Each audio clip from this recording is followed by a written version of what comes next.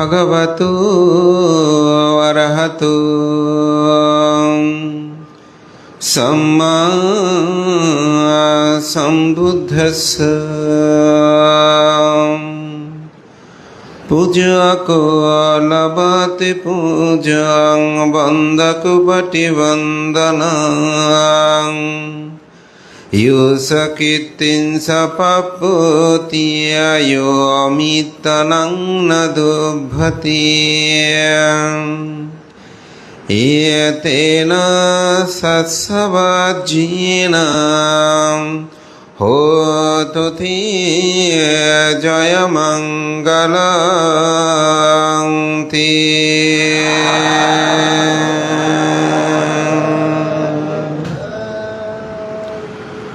প্রকৃতির নৈসর্গে ভরপুর পাহাড়ে ঘেরা লোহাগাড়া থানার অন্তর্গত মাঝবিলা জয়নগর অগ্রবংশ বৌদ্ধ বিহারের প্রতিষ্ঠাতা বাংলাদেশ সংঘরাজ ভিক্ষু মহাসভার মাননীয় উপসংঘরাজ বিদর্শন সাধক পরম শ্রদ্ধেয় প্রয়াত অগ্রবংশ মস্তবীরের প্রতি শ্রদ্ধার্ঘ এবং পুণ্যদানের নিমিত্তে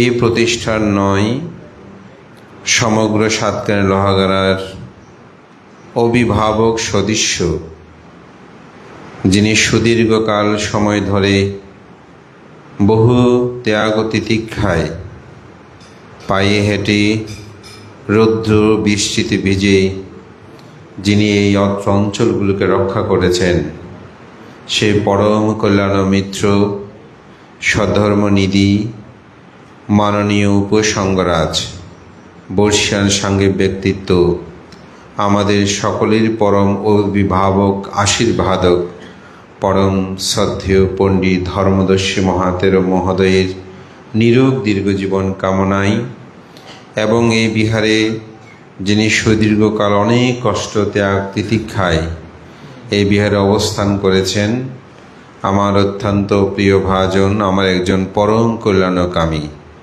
জয়নগর মাঝবিলা অগ্রবংশ বৌদ্ধ বিহারের প্রাক্তন অধ্যক্ষ প্রিয় ভাজন বিশ্বমিত্র স্থবিরের প্রথম মৃত্যুবার্ষিকী উপলক্ষে এবং ত্রৈমাসিক বর্ষাব্রতে উপাসক উপাসিকাদের যে উপসতিক সংবাদান, সেটাকেও সমন্বয় সাধন করে আয়োজিত আজকের এই মহত্বপূর্ণময় অনুষ্ঠানের পরমারাধ্য মাননীয় সংঘপ্রধান মাননীয় উপসংঘরাজ সধর্মনিধি পরম শ্রদ্ধেয় পণ্ডিত ধর্মদর্শী মহাতের মহোদয়, অনুষ্ঠানে উপস্থিত সাতকানিয়া লোহাগাড়া ভিক্ষু সমিতির সুযোগ্য সাধারণ সম্পাদক সুদেশক প্রিয়ভাজন আনন্দপ্রিয় স্থবির মহোদয়, উপস্থিত আছেন বিবির বিলা শান্তি বিহারের সুযোগ্য বিহার অধ্যক্ষ প্রিয়ভাজন সুমঙ্গল স্থবির, উপস্থিত আছেন পাহিনী মিত্র স্থবির, এই গ্রামেরই জন্মজাত সাংঘিক ব্যক্তিত্ব বাদরবান অম্রকানন বৌদ্ধ বিহারের অধ্যক্ষ প্রিয়ভাজন আর্যলোক স্থবির, উপস্থিত অনুত্তর পুত পবিত্র মাননীয় ভিক্ষু সংঘ। আমি সময়ের কারণেই সবার নাম উল্লেখ না করে সংঘের প্রতি বিনম্র চিত্তে শ্রদ্ধার্ঘ বন্দনা নিবেদন করছি। আপনাদের সকলের প্রতি মৈত্রী চিত্তে পুণ্যদান আশীর্বাদ পরম পুণ্যপুরুষ পরম শ্রদ্ধেয় অগ্রবংশ মস্তবীরের প্রতি বিনম্র চিত্তে শ্রদ্ধার্ঘ বন্দনা নিবেদন করে আমার ব্যক্তিগত পক্ষ থেকে এবং বাংলাদেশ সংঘরাজ ভিক্ষু মহাসভার পক্ষ থেকে শ্রদ্ধেয় ভান্তের পারলৌকিক ঊর্ধ্বগতি কামনায় পুণ্যদান করছি এবং পরম শ্রদ্ধেয় আজকের যিনি সভাপতি শ্রদ্ধেয় ভান্তের নিরোগ দীর্ঘজীবন কামনা করে পুণ্যদান এবং প্রয়াত বিশ্বমিত্র স্থবিরের পারলৌকিক সদ্গতি এই বিহারের ভূমিদাতা সহ এই গ্রামের যত উপাসক উপাসিকা প্রয়াত হয়েছেন সকলের পারলৌকিক সদ্গতি কামনা করে পুণ্যদান করছি।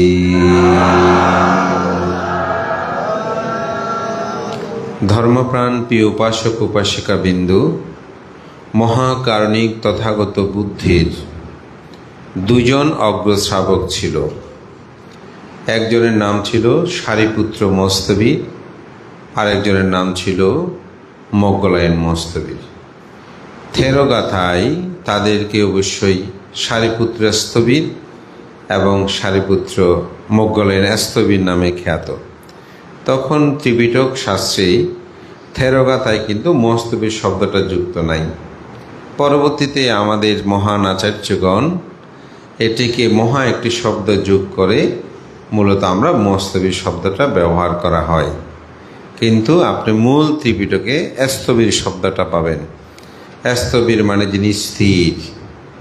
স্থবির আবার দুই প্রকার, একটা হচ্ছে বয়োবৃদ্ধি স্থিরত্ব লাভ করা, আরেকটা হচ্ছে মার্গ জ্ঞানে স্থবিরত্ব লাভ করা।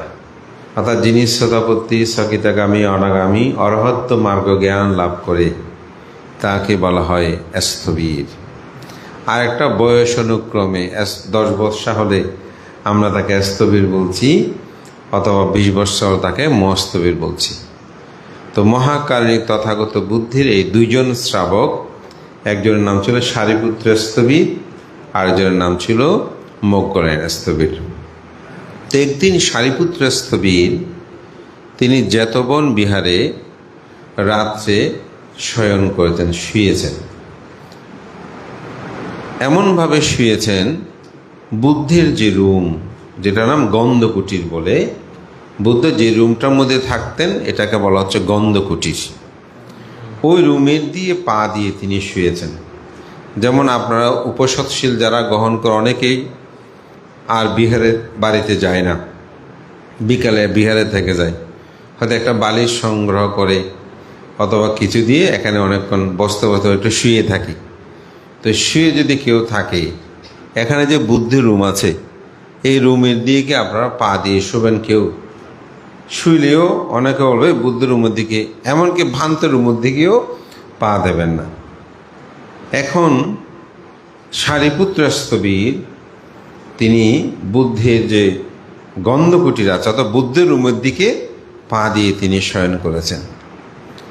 সবাই এটা নিয়ে খুব সমালোচনা করতে শুরু করলো যে বুদ্ধ যাকে অগ্রশ্রাবকদ্বয়ের মধ্যে অন্যতম বলেছেন, যেখানে কুন্নাইয়, ভদ্র, অশ্বজিৎ, মহানাম ওনারা পঞ্চবর্গের শিষ্য প্রথম তারা বুদ্ধের কাছে দীক্ষা নিয়েছে না, তো বুদ্ধ তাদেরকেও তাদের মধ্যে থেকে তো অগ্রশ্রাবক মহাশ্রাবক হওয়ার কথা ছিল, অগ্রশ্রাবকদ্বয় হওয়ার কথা ছিল, কিন্তু সেখানেও বুদ্ধ তাদের কথা না বলে বলেছেন এই সারিপুত্র এবং মোগলায়ন হচ্ছে আমার অগ্রশ্রাবকদ্বয় দুজন। তো সে সারিপুত্র কিভাবে বুদ্ধের গন্ধকুটির দিয়ে পা দিয়ে শয়ন করে? এটা তো শোভা পায় না, এটা তো সুন্দর হয় না। এটা নিয়ে সবাই সমালোচনা করছে, কিন্তু কেউ গিয়ে বলার সাহসও পাচ্ছে না, কারণ তারা তো ধীমান পণ্ডিত।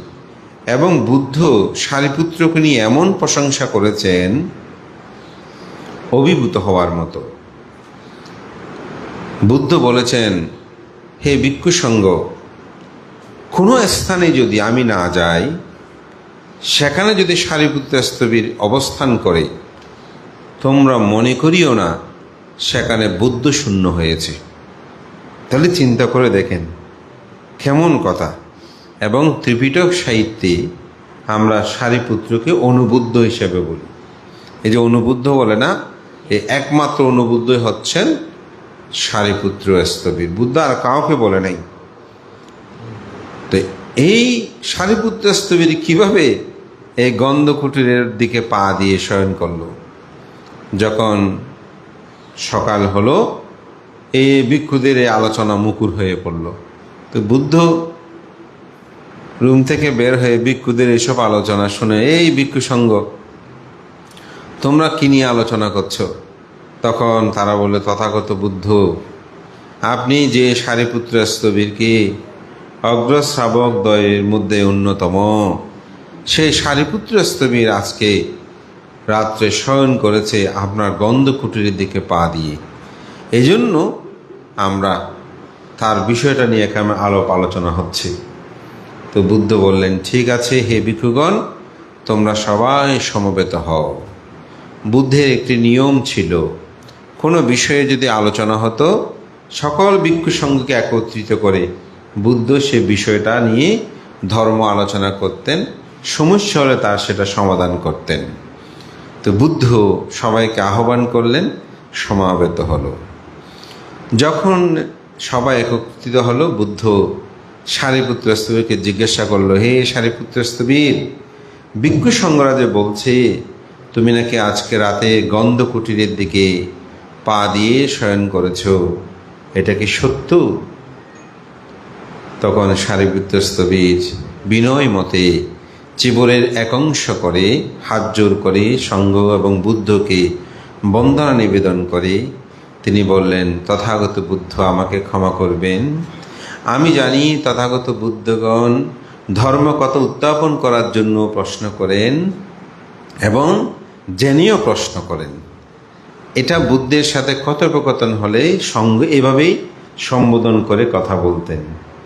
তো বুদ্ধকে এভাবেই সম্বোধন করে বলতেন, সারিপুত্র স্থবির, তথাগত বুদ্ধ, আপনার এই সুদুর্লভ ধর্ম লাভ করার জন্য আমি 2 অসংখ্য লক্ষাধিক কল্প পারমী সম্ভার পূরণ করেছি আপনার এই ধর্ম লাভ করার জন্য, আপনার সান্নিধ্যে পাওয়ার জন্য। আমি আপনার এই সুদুর্লভ ধর্ম প্রথম লাভ করেছি অশ্বজিৎ স্থবিরের কাছ থেকে। অশ্বজিৎ স্থবিরকে পঞ্চবর্গীয় শিষ্যদের মধ্যে একজন, তাই না? তো কিভাবে লাভ করেছেন? একদিন অশ্বজিৎ স্থবির পাত্র নিয়ে হেঁটে যাচ্ছেন। তো সারিপুত্র স্থবির ছিলেন যে কিন্তু বিশাল নালক গ্রামের বিশাল জমিদার বংশের সন্তান। তো তিনি মুক্তির সন্ধানে ঘুরছিলেন। তো ঘুরতে ঘুরতে অনেকের কাছে গিয়েছেন, কারো কাছে তিনি মুক্তির সন্ধান পায়নি। এই অশ্বজিৎ স্থবির যখন একটা পাত্র নিয়ে হেঁটে যাচ্ছে, ওনার গমনাগমন দেখে সারি ব্রাহ্মণীর পুত্র, নাম ছিল উপতিষ্য, যে ওনার আমি তো ইতিপূর্বে অনেক সাধু সৎপুরুষ দেখেছি, কিন্তু ওনার মতন এত সুন্দর করে হাঁটা চলা ভঙ্গি আর কখনো তো আমি দেখি নাই। তো উনি পিছু পিছু গিয়েছেন। তো উনি পিণ্ড চালন শেষ করে অস্তবে একটা গাছতলে বসে তিনি পিণ্ড গ্রহণ করছেন। পিণ্ড গ্রহণ যখন শেষ হলো, তাকে জিজ্ঞাসা করলেন, আপনি কে? তো বলল, আমি সন্ন্যাসী। আপনার গুরু কে? বোঝা, আমার গুরু হচ্ছেন বুদ্ধ। এই বুদ্ধ শব্দ শোনার সাথে সাথে তার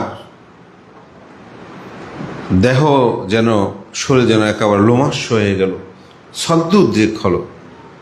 বুদ্ধ, তা আপনার গুরুর ধর্ম কি? আপনি কোন ধর্ম? তো বলে যে আমি তো আসলে বিজ্ঞ হয়েছি সন্ন্যাস ধর্ম, বেশি দিন না, তবে আমি সংক্ষেপে বলতে পারি। সংক্ষেপে বললেন, এ ধাম্মা হেতু পাবা হেতু তে সাং হেতু তথাগতা। আমার গুরু বলে, জগতে যাহা কিছু উৎপন্ন তার একটা হেতু আছে, কারণ আছে, এবং এই হেতু নিরুদে সব কিছু কি হয়? নিরুদে। এ ধাম্মা হেতু পাবা হেতু তে সাং হেতু তথাগতা। তথাগতা আমার গুরু নয়, তথাগত এই কথাটাই বলেন। এই এতটুকুই শুনেছে কার কাছ থেকে? অশ্বজিৎ মস্তবির।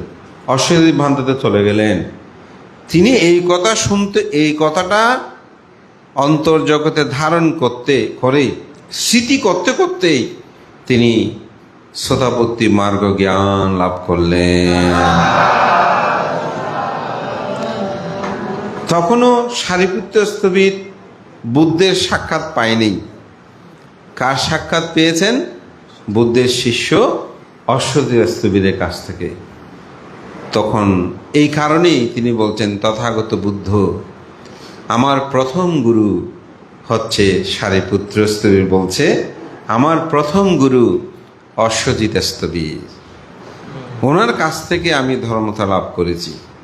তাই আমি গুরুর প্রতি শ্রদ্ধান্বিত হয়ে যখন আমি শুনি আমার গুরু পূর্ব দিকে গেছে, তখন আমি পূর্ব দিকে মাথা রেখে সেই রাত্রে শয়ন করি। আমি যখন শুনি আমার গুরু দক্ষিণ দিকে গেছে, তখন আমি দক্ষিণ দিকে মাথা রেখে শয়ন করি। পশ্চিমে গেলে পশ্চিম দিকে মাথা রেখে শয়ন করি। উত্তরে গেলে আমি উত্তর দিকে মাথা রেখে শয়ন করি। ঠিক গতকালকেও আমি সেভাবেই শয়ন করেছি। কিঞ্চিত পরিমাণ কোনরূপভাবে বুদ্ধের প্রতি অশ্রদ্ধাশীল হয়ে আমি সেদিকে পা দিই নাই। তখন বুদ্ধ এই সারিপুত্র স্তবীরের কথা শুনে বললেন, সাধু সাধু সাধু, সারিপুত্র, তুমি যথার্থভাবে গুরুর প্রতি শ্রদ্ধার্ঘ নিবেদন করছো, আমি তার জন্য তোমাকে সাধুবাদ জানাই। এভাবেই ত্রিপিটক সাহিত্যে গুরু পূজার দৃষ্টান্ত দেখা যায় এবং গুরুর প্রতি সেরকম শ্রদ্ধা, গৌরব, সম্মান। তো আজকে আপনারা যেই এখানে আয়োজন করেছেন, এটা হচ্ছে গুরু পূজা। পরম শ্রদ্ধেয় অগ্রবংশ মহস্তবীর মহোদয় এই বিহার প্রতিষ্ঠায় তিনি অগ্রণীয় ভূমিকা রেখেছেন। আমি কিছুটা জানি, এখানে যারা প্রবীণ আছেন অনেকেই হয়তো ওনার নাম শুনেছেন। আমাদের বিশিষ্ট ধার্মিক উপাসক উনয়নপুরা গ্রামের সাব রেজিস্ট্রেট প্রভাস রঞ্জন বড়ুয়া তো ভান্তের খুব অনুরাগী ভক্ত ছিলেন। তা আমি শুনেছি এই গ্রামকে এই বিহার প্রতিষ্ঠায় আমাদের সেই উপাসক প্রভাস রঞ্জন বাবু খুব অগ্রণীয় ভূমিকা রেখেছিলেন। তিনি এখানে এসেছেন এবং শ্রদ্ধেয় অগ্রবংশবান্ধকে খুব শ্রদ্ধা করতেন। আমি যতটুকু জানি শ্রদ্ধেয় অগ্রবংশবান্ধের মাথুরালয় এই গ্রাম, যার কারণে ভান্তে এদিকে শুভ দৃষ্টি দিয়েছেন। এখানে সম্ভবত বর্ষাবাসও কয়েকটা তিনি ছিলেন এবং শ্রদ্ধেয় ভান্তে তার জীবন দর্শনে যখন একেবারে তিনি বয়বৃদ্ধপূর্ণ, তখন এই গ্রামবাসী ভান্তেকে এখানে আনার জন্য, থাকার জন্য আপনারা প্রার্থনা করেছিলেন। ভান্তের চিকিৎসাগত কারণে, যেহেতু বয়বৃদ্ধ প্রায় সময় ডাক্তারের দেখাতে হয়, হয়তো ভান্তে তখন সম্মতি প্রদান করেনি। তো আমার খুব ভালো লাগছে আজকে আমাদের সেই পরম শ্রদ্ধেয় প্রয়াত উপসংগরাজ অগ্রবংশ মহস্তবীর মহোদয়কে আপনারা স্মরণের আবরণে রেখে তাকে পুণ্যদানের জন্য এই সুন্দর আয়োজন করেছেন। আমি মনে করি এটি গুরু পূজা। যদি তিনি উদ্যোগ গ্রহণ না করতেন, হয়তো বিহার হতো কিনা আমি জানি না। এবং তিনি যে ভূমিকাটা রেখেছেন এটি অবশ্যই প্রশংসনীয়। আজকে এই বিহার, আমি মনে করি বাংলাদেশে এরকম বিহারের সংখ্যা এত বেশি আছে তা না। বিহারের হলরুম থেকে শুরু করে, আগমনী থেকে শুরু করে, এখন 28 বুদ্ধের প্রতিবিম্ব প্রতিষ্ঠা থেকে এবং শিক্ষা দীক্ষায়, অর্থে, বৃত্তে এই গ্রাম এখন অনেক এগিয়ে গেছে। কিন্তু যখন এই বিহারটা প্রতিষ্ঠা করছিল, তখন রাস্তাঘাট থেকে শুরু করে সব অর্থবিত্তে সবাই পিছিয়ে ছিল। এখন এই গ্রামে অ্যাডভোকেট থেকে শুরু করে, বিদেশে থেকে শুরু করে তারা বিভিন্ন জায়গায় অবস্থান করছেন। আমি যখন গত বছর হংকং গিয়েছিলাম, সেখানে এই গ্রামের সন্তানদেরকে দেখেছি, তাদের শ্রদ্ধা, সম্মান, গৌরব লাভ করেছি। তো এর সব কিছুর মূলে আমি বলবো একটা প্রতিষ্ঠান। ভান্তে কেন?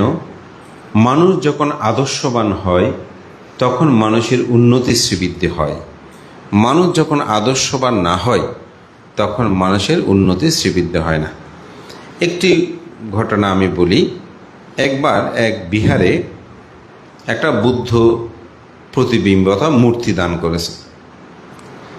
তো আমি এক প্রশ্নোত্তর পর্বে একটা ধর্মদর্শনা ছিল আমার দেবপাহাড় আন্তর্জাতিক বৌদ্ধ বিহারে। এখানে প্রায় তরুণদের আগমন ছিল।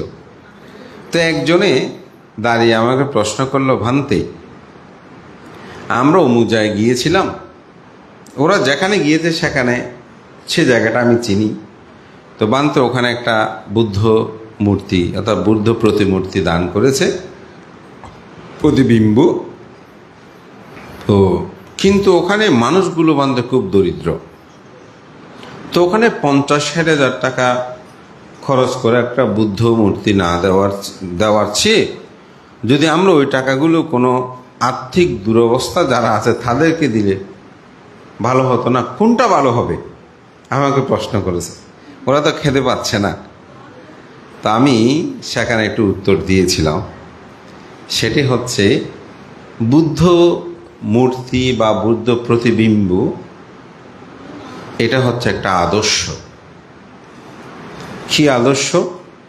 এটার সম্মুখে গেলে শ্রদ্ধা চিত্ত উদ্রেক করে মানুষ দৃঢ় সংকল্প গ্রহণ করে, আমি প্রাণী হত্যা করব না, আমি চুরি করব না, আমি ব্যভিচারী করব না, আমি মিথ্যা কথা, ভেদ কথা, কর্কশ কথা বলবো না, আমি সুরামন নেশাদ্রব্য সেবন করব না।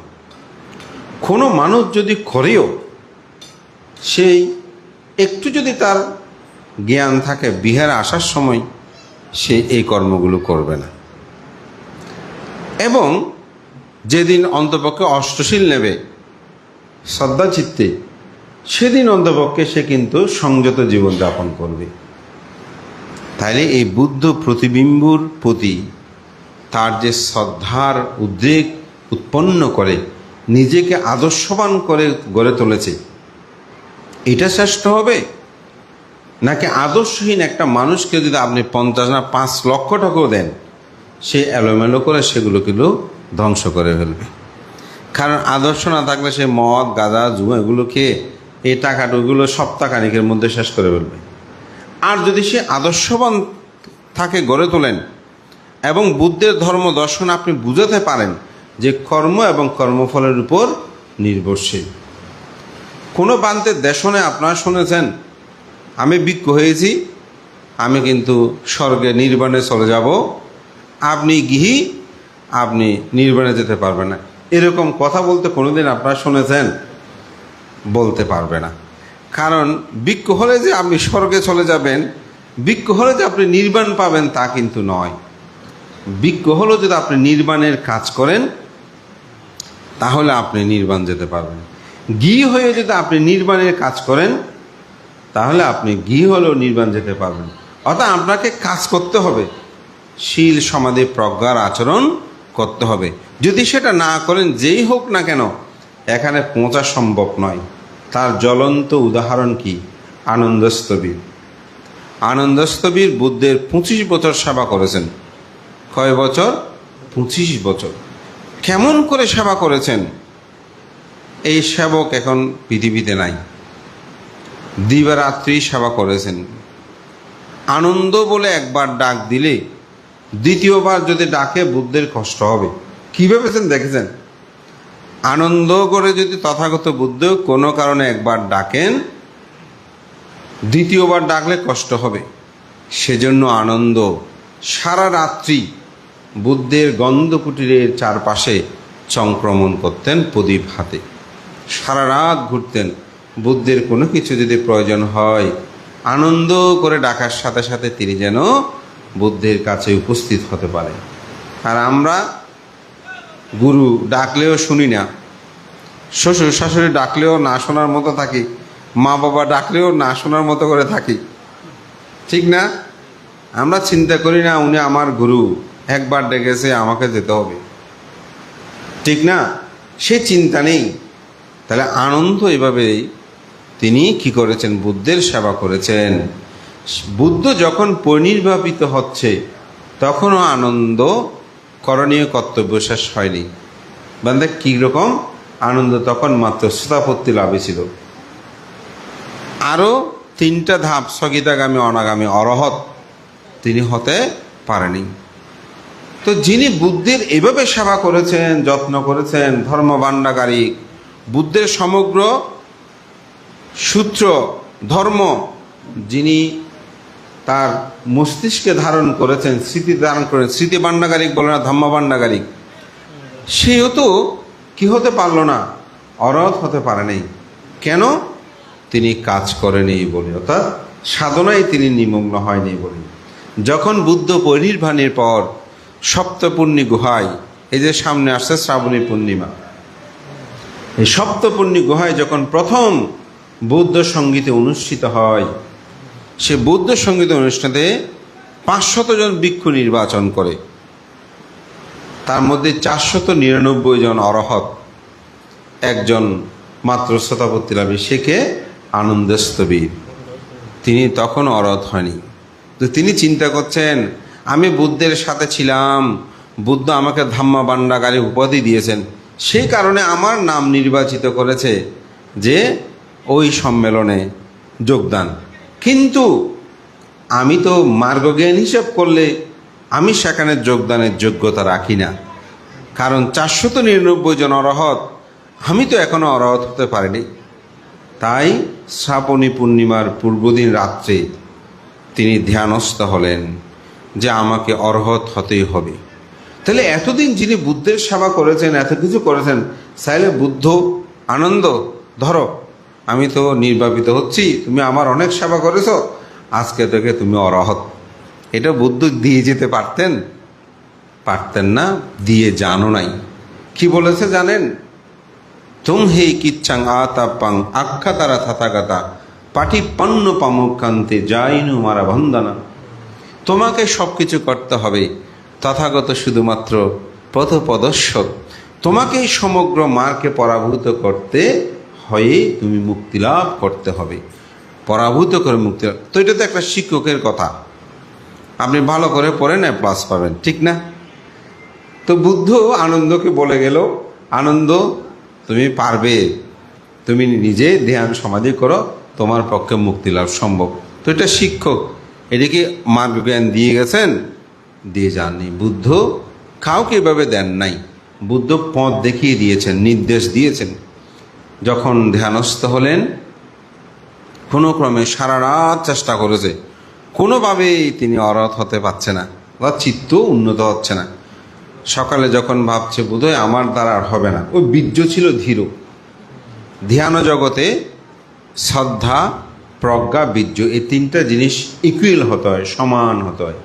কিন্তু উনি চেয়েছেন আমি এখন অরহত হয়ে যাব, ওই বীর্য ধীরতার কারণে এই স্তরটা তিনি যেতে পারছিলেন। যখন ভাবছে মনে হয় হবে না, একটু বীর্য কমেছে, ঠিক খাট থেকে নামার সময় এই স্মৃতি সহকারে যখন তিনি নামছিল, তখনই তার জন্মান্তরে পারামি পূর্ণতায়, সে আত্মপ্রচেষ্টায় তিনি অরহত্ব মার্গ জ্ঞান লাভ করলেন।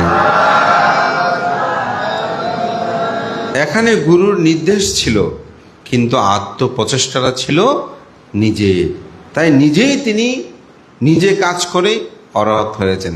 সুতরাং আমি ভিক্ষু হলো, গৃহী হলে আমি যে মার্গ লাভ করব, আমার আত্মপ্রচেষ্টা থাকতে হবে। এই জন্য আপনি আদর্শহীন মানুষকে যদি 1,00,000 টাকাও দেন, 20 টাকাও দেন, তাহলে কিন্তু সেটা হবে না।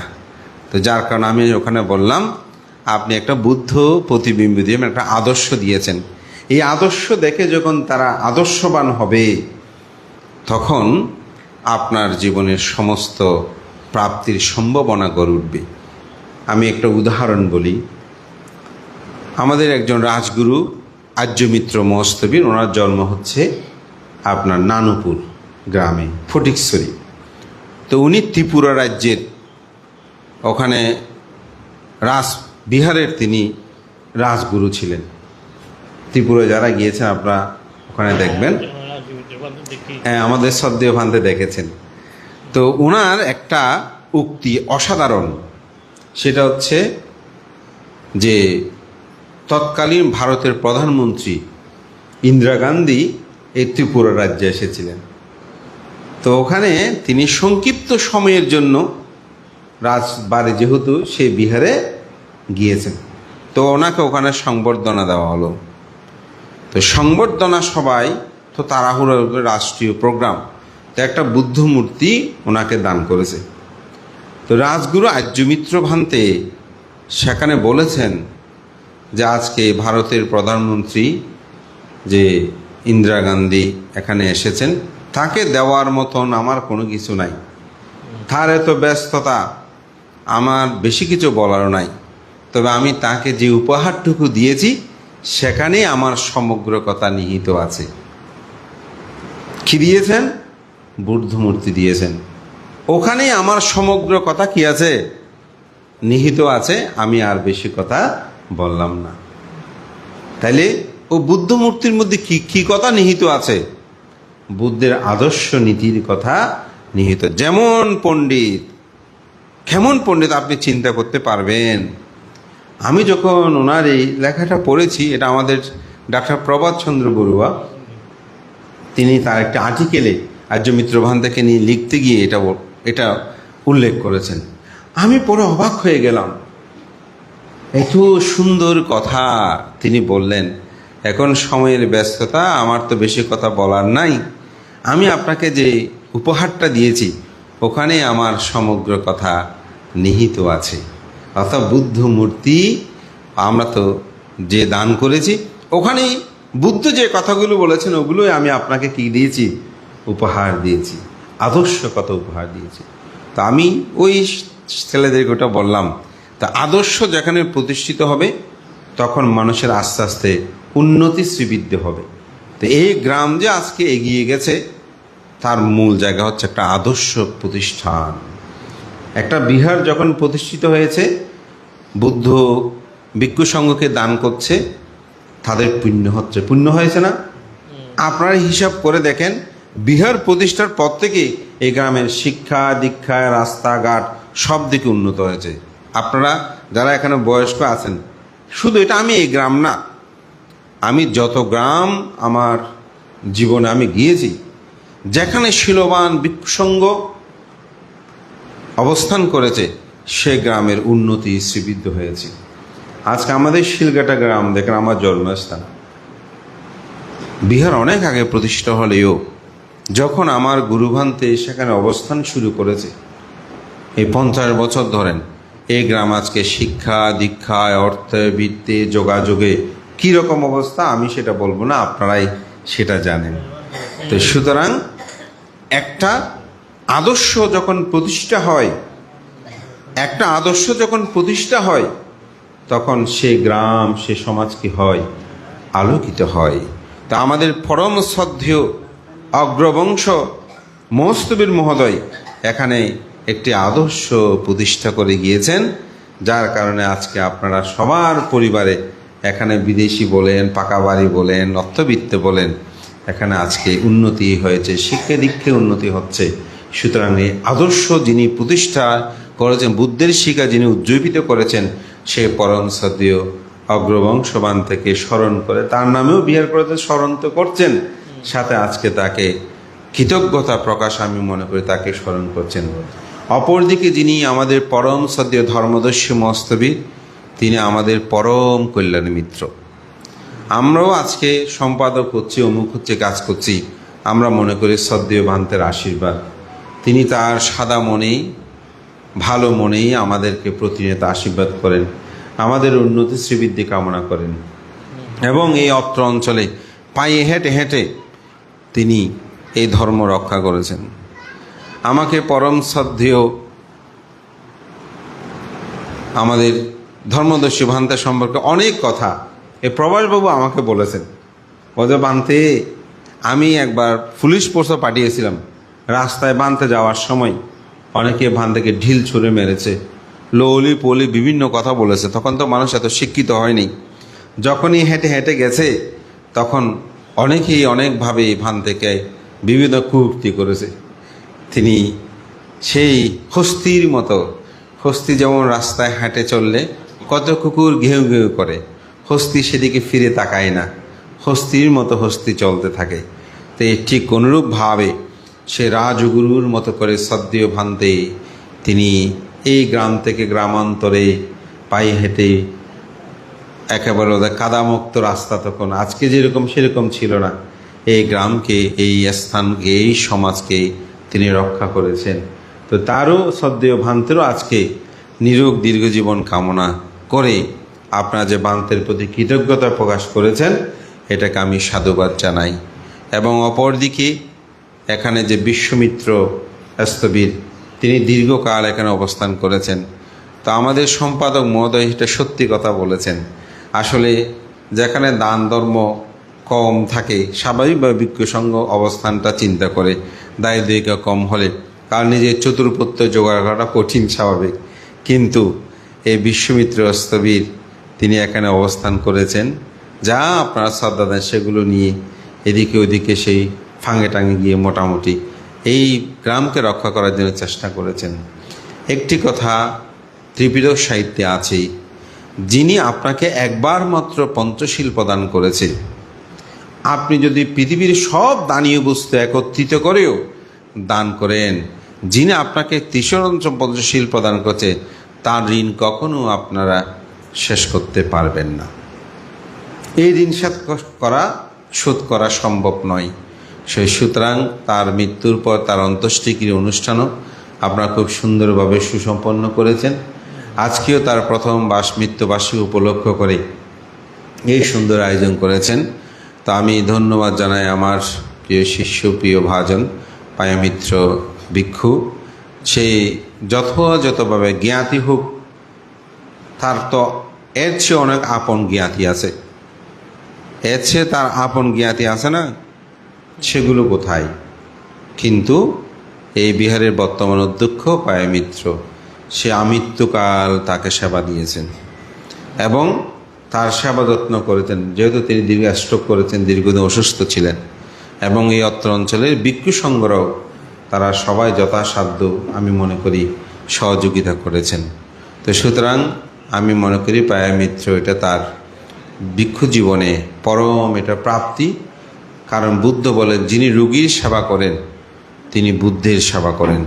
তো সুতরাং আমি সেদিক থেকে মনে করি সেই পুণ্য লাভ করেছে, এটা তার জীবনের জন্য অত্যন্ত সৌভাগ্যের।